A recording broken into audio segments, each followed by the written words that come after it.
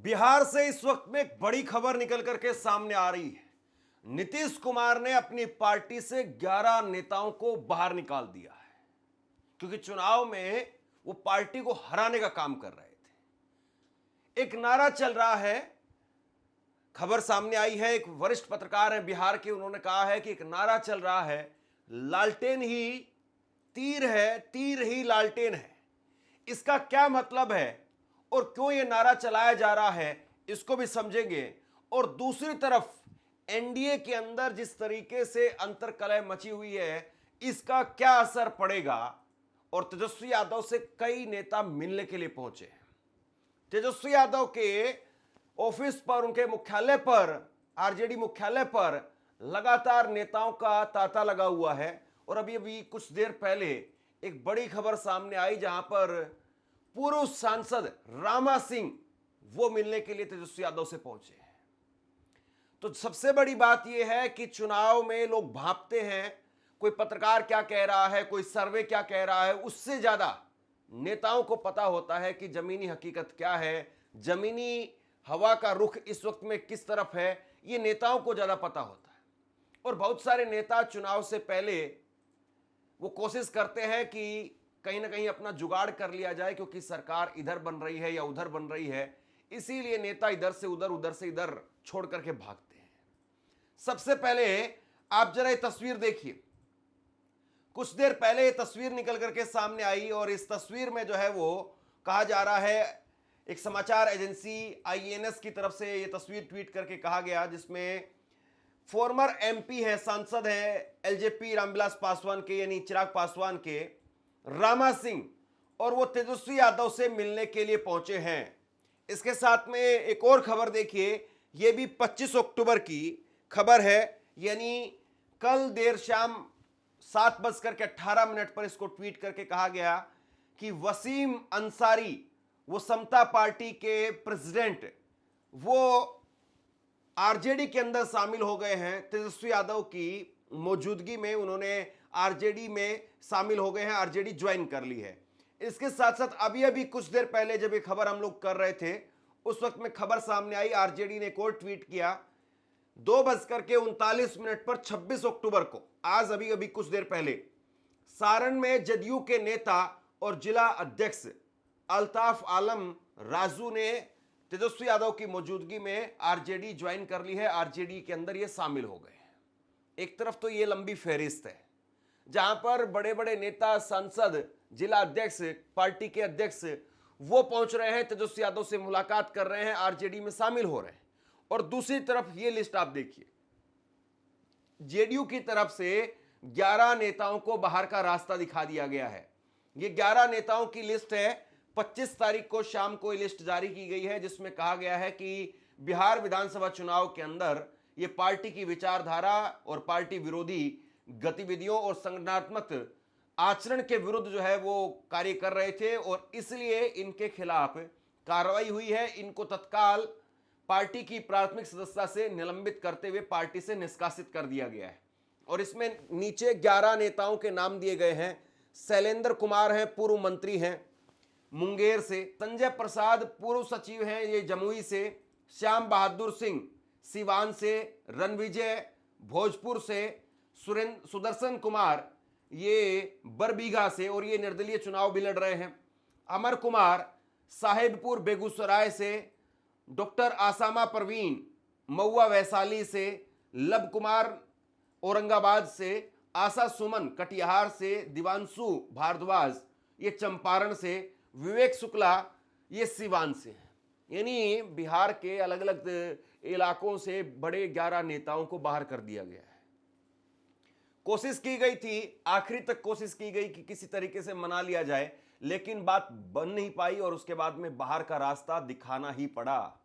तो ये जो तस्वीर उभर करके सामने आ रही है, जिस तरीके से इनको बाहर किया गया है, क्या वाकई पार्टी के अंदर सब कुछ ठीक नहीं है? आपसे कुछ कहना चाहता हूं। आज के वक्त में पत्रकारिता करना कितना मुश्किल काम है, लेकिन अगर ऐसे में भी कोई आपकी खबर दिखा रहा है, कोई आपके मुद्दे पर बात कर रहा है, तो आपको भी उसका साथ देना चाहिए। अगर आपको लगता है कि मेरी पत्रकारिता सही है, मैं आपके लिए आपकी खबर वो दिखा रहा हूं। तो ऐसे में आप मेरा सहयोग कीजिए। आप इस वीडियो को जब लाइक करेंगे तो लाइक के साथ में ही एक थैंक्स का बटन आपको दिखाई देगा। उस थैंक्स के बटन पर आप क्लिक कीजिए और जो भी सहयोग राशि दे सकते हैं वो दीजिए। दूसरा, आप चैनल को ज्वाइन कर सकते हैं और चैनल को ज्वाइन करके भी मुझे मदद कर सकते हैं। जनमत पोल्स ने कुछ देर पहले लिखा है कि एनडीए के भीतर कितनी अंतर्कलह है, जरा देखिए। बीजेपी चाहती है कि जेडीयू 50 सीटों के नीचे रहे।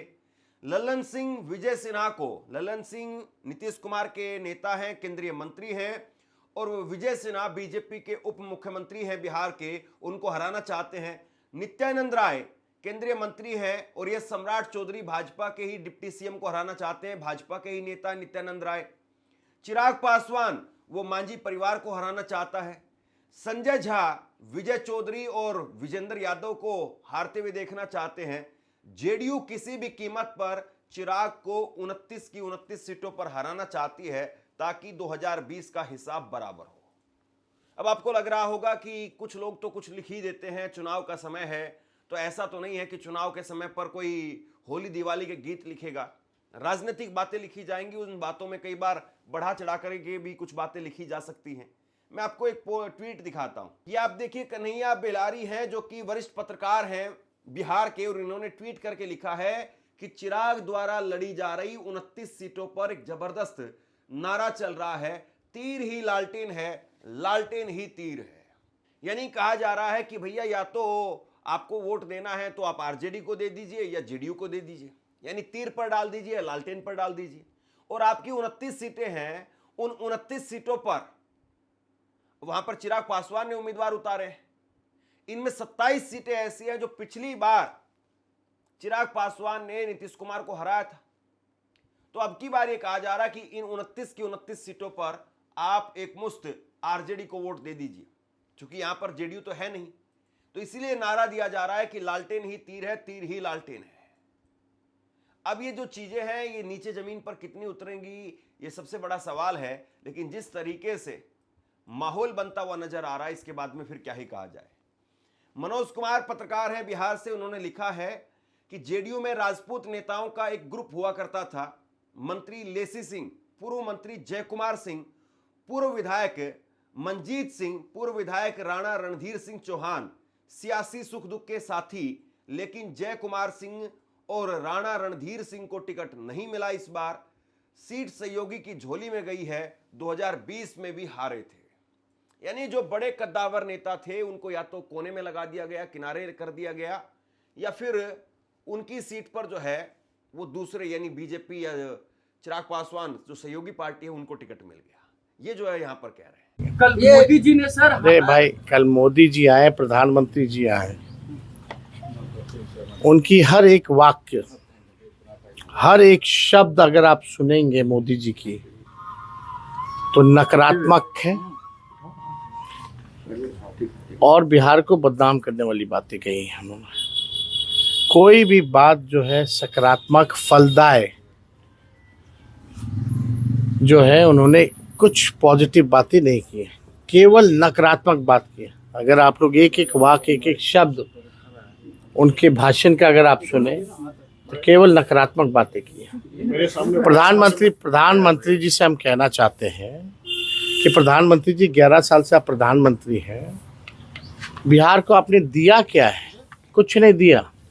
गुजरात के तुलना में लगाएंगे फैक्ट्री गुजरात में, अब विक्ट्री चाहिए बिहार में, ये नहीं होने वाला है। SEZ गुजरात में, IT हब गुजरात में, सेमीकंडक्टर फैक्ट्री महाराष्ट्र से उठा करके गुजरात में, बुलेट ट्रेन गुजरात में। इन्वेस्टर मीट कराते हैं तो बिहार कितना बार इन्वेस्टर मीट प्रधानमंत्री जी कराए हैं, कितना बार बिहार इन्वेस्टर मीट में आए हैं, लेकिन जाते हैं गुजरात में। हर चीज जो है गुजरात में वो देते हैं। इंटरनेशनल स्टेडियम बनाते हैं, अपने नाम पे बनवाते हैं, खेल कूद करवाते हैं तो गुजरात में करवाते हैं। लेकिन बिहार को उन्होंने केवल ठगा है और बिहार की जनता उनसे हिसाब मांग रही है। आप देखिएगा, बिहार जो है हर मामले में गुजरात से बड़ा है। हर 10वां व्यक्ति जो है देश का वो बिहारी है, लेकिन उन्होंने बिहार के लिए क्या किया? केवल जो है बिहार को ठगने का काम किया प्रधानमंत्री जी ने। जितना उन्होंने गुजरात को दिया उसका 1% भी नरेंद्र मोदी जी ने बिहार को जो है नहीं दिया। तो बिहार की जनता बेवकूफ़ नहीं है, बिहार की जनता सब समझ चुकी है और हर चीज़ का हिसाब बिहार की जनता मांग रही है। ये पूरा चुनाव तेजस्वी यादव वर्सेस नरेंद्र मोदी होता हुआ जा रहा है और तेजस्वी यादव वो नेता है जो अपने ऊपर लेकर के लड़ाई लड़ते हैं। जैसे दिल्ली में आपने देखा होगा अरविंद केजरीवाल वो अमित शाह पर हमला करते थे। अभी दिल्ली में चुनाव हुआ आपने देखा और दिल्ली चुनाव में भी अमित शाह उनके निशाने पर थे कि दिल्ली में कानून व्यवस्था खराब है, ये है वो है। यानी नरेंद्र मोदी पर सीधा हमला वो नहीं करते थे। ऐसे और बहुत सारे नेता हैं कि डायरेक्ट नरेंद्र मोदी पर हमला करने से फायदा नहीं है, लेकिन तेजस्वी यादव डायरेक्ट मोदी पर हमला कर रहे हैं। डायरेक्ट मोदी पर हमला करके इस चुनाव को मोदी वर्सेस तेजस्वी बना रहे हैं और ये अपने आप में सबसे बड़ी एक तरीके से आप ये कहिए कि ताकत है। नीतीश कुमार को तेजस्वी यादव वो खारिज कर रहे हैं। वो कह रहे हैं कि 20 साल हो गए हैं, नीतीश कुमार नहीं है। अब जो असली लड़ाई है वो बीजेपी से है। बीजेपी से लड़ाई है कि बीजेपी यहां पर किसी भी तरह से अपना सरकार बनाना चाहती है, मुख्यमंत्री अपना बनाना चाहती है। तो सीधी लड़ाई पहले ही दिन वहीं से तेजस्वी यादव की मोदी जी के साथ में यहां पर नजर आ रही है। और सबसे बड़ी बात आप देखिए कि अमित शाह वो भी तेजस्वी यादव की भाषा बोलने लगे हैं। तेजस्वी यादव पिछले चुनाव के अंदर पूरे चुनाव में कहते रहे कि बीजेपी चाहे हिंदू मुसलमान की बात करे, बीजेपी चाहे कुछ भी बात करे, लेकिन हम सिंचाई, दवाई, पढ़ाई, लिखाई इनकी बात करेंगे। और अब देखिए अमित शाह के ट्विटर से क्या कहा जा रहा है, अमित शाह के हैंडल से क्या कहा जा रहा है उनके ऑफिस से कि हमारी स्पष्ट नीति है, स्कूल कॉलेज में पढ़ाई है, समय पर दवाई है, हर खेत में सिंचाई और हर घर में पानी की सप्लाई। इन 4 सूत्रों पर एनडीए के शासन में बिहार आगे बढ़ रहा है। अब देखिए आरजेडी ने इसको जवाब देते हुए लिखा है कि ये बिहार है, ये बिहार है, बिहार, यहां आपको हमारी ही पिच पर खेलना होगा। तो अमित शाह को बताया जा रहा है कि भैया ये तो हमारी लाइन है, हमारी पिच है और भले ही आप जो है वो कितना ही बातें करते रहिए हिंदू मुसलमान को लेकर के, लेकिन यहां तो आपको हमारी पिच पर खेलना पड़ेगा। मिजाज क्या है, मूड क्या है, परिवर्तन करना है। जनता का राज लाना कि नहीं लाना, नया सरकार बनाना है। एक ऐसा सरकार बनाना है जो समाज के हर जाति वर्ग के लोगों को साथ लेकर के चले, जहां पढ़ाई, दवाई, कमाई, सिंचाई, सुनवाई और कार्रवाई वाली सरकार हो। अमित शाह जी ने कल बिहार में पहुंच करके कहा कि ये लोग परिवारवाद कर रहे हैं, परिवारवाद की इनकी राजनीति है। लालू जी अपने बेटे को बिहार का मुख्यमंत्री बनाना चाहते हैं, सोनिया जी अपने बेटे को देश का प्रधानमंत्री बनाना चाहती है। जो परिवार की राजनीति करते हैं वो अपने बेटे बेटियों के लिए सरकार चलाते हैं। वहीं नरेंद्र मोदी और नीतीश जी भारत और बिहार के लिए गरीबों की सरकार चलाते हैं। अब देखिए अमित शाह जी के बेटे वो क्या करते हैं, मोदी जी के तो खैर अलग मैटर हो जाता है, लेकिन कम से कम अमित शाह जी का तो परिवार है, उनका तो बेटा भी है। क्या करते हैं उनके बेटे? आईसीसी के चेयरमैन हैं, पहले बीसीसीआई के चेयरमैन थे। और उनकी क्या उपलब्धि है क्रिकेट को लेकर के, उन्होंने कौन से झंडे गाड़े थे? और अमित शाह जी के बेटे बीसीसीआई और बीसीसीआई से फिर आईसीसी पहुंच गए और 10 साल के बाद में, 5 साल के बाद में वो मंत्रालय में पहुंच जाएंगे। इसमें कौन से आश्चर्य वाली बात है? या बीजेपी के कितने नेता हैं, राजनाथ सिंह रक्षा मंत्री हैं, उनके बेटे पंकज सिंह विधायक हैं, वसुंधरा राजे के बेटे वो सांसद हैं। कितने नेता ऐसे हैं और कितने नेताओं के नेता तैयार बैठे हैं। शिवराज सिंह चौहान के बेटे तैयार बैठे हैं, ज्योतिरादित्य सिंधिया के बेटे तैयार बैठे हैं। कितने नेताओं के नेता जो है वो तैयार बैठे हैं। और बिहार जो है बेसब्र है बदलाव के लिए। कहीं भी हम लोग जा रहे हैं भारी तादाद में हर जात, हर वर्ग, हर धर्म के लोग साथ देने के लिए भारी संख्या में सभाओं में आ रहे हैं। और लोग जो है मौजूदा सरकार से परेशान हैं और बिहार सरकार को बदलना चाहते हैं।